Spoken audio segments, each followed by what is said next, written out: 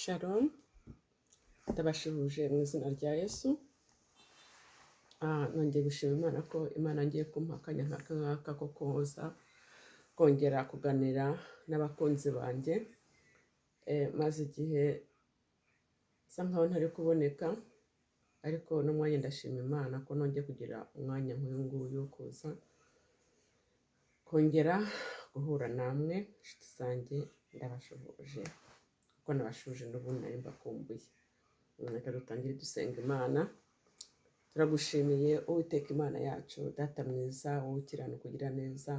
Ndagushimiye kubw'uyu mwanya umpaye, ndagushimiye kubw'uyu mwanya Uwiteka Mana wongeye kunshyira kuri ino channel ya Shiro Barakare. Ni igihe kinini gishize ntagaragara kubw'umubiri wari ufite intege nkeya.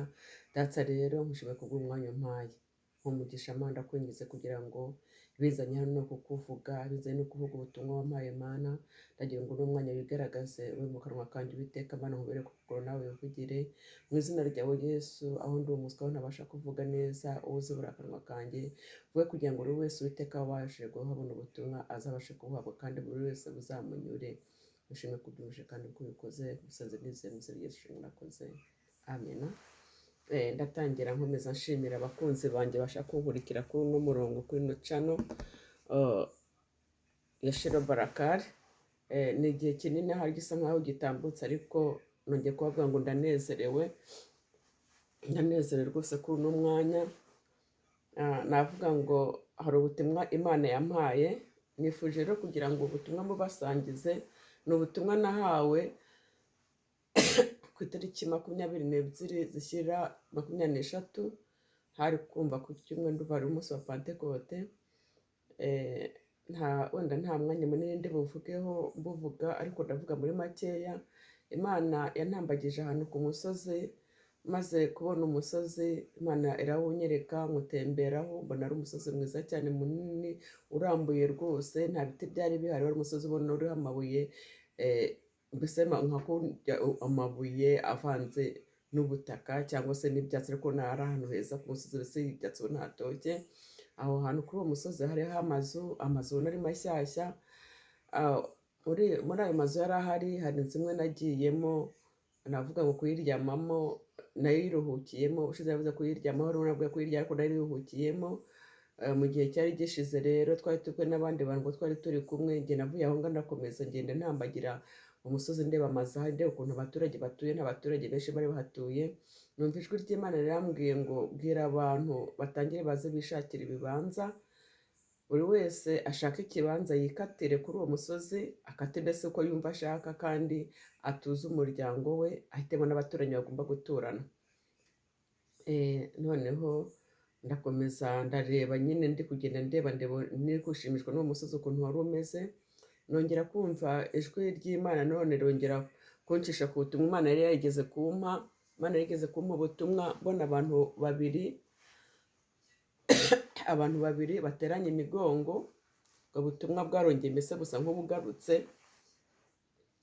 Ubutumwa Imana yari yampaye ndi ahantu icyo gihe, aho twari twateraniye n'ahangaha mu gihugu cya Finland, twari twateraniye ahantu bita abandi. Icyo gihe Imana yampaye ubutumwa ndi aho ngaho, ariko iza kumbwira ko ubutumwa nzakomeza kubutanga.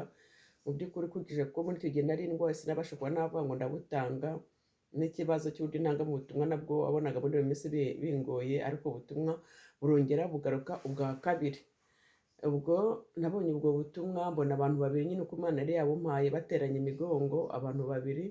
Numva ijwi ry'Imana rirambwiye ngo aba bantu barerekana ishusho y'uko hari abantu muri ino minsi barimo guterana, bagaterana mu matorero ariko badahuje.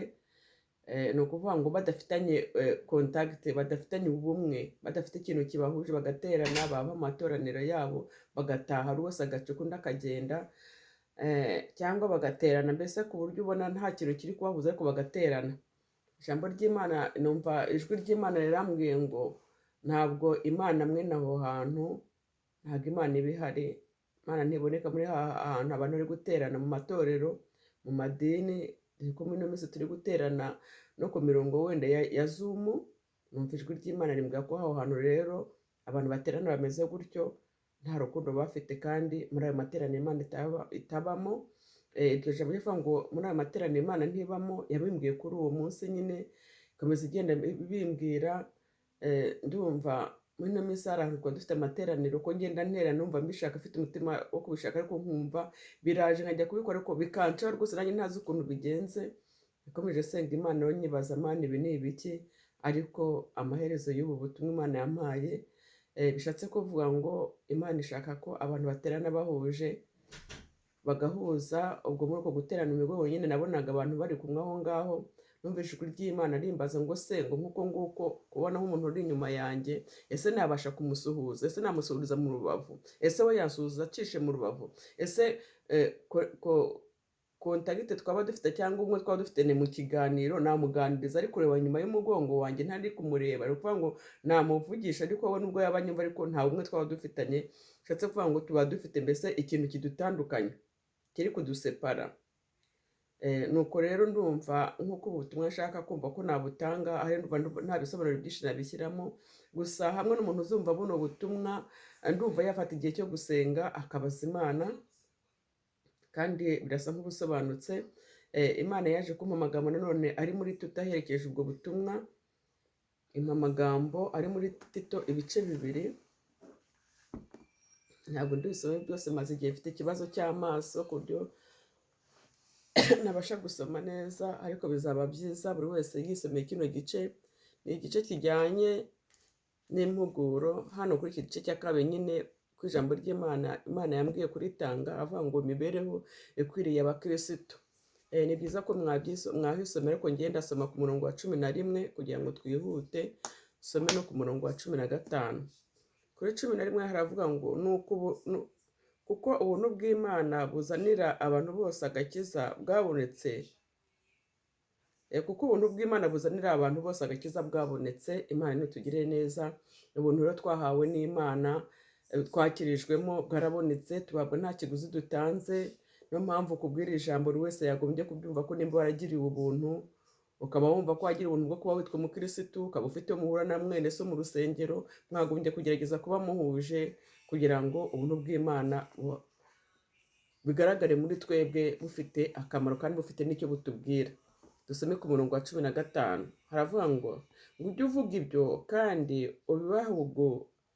ubahugure ubahana nk'ufite ubutware rwose, ntihakagire ugusuzugura.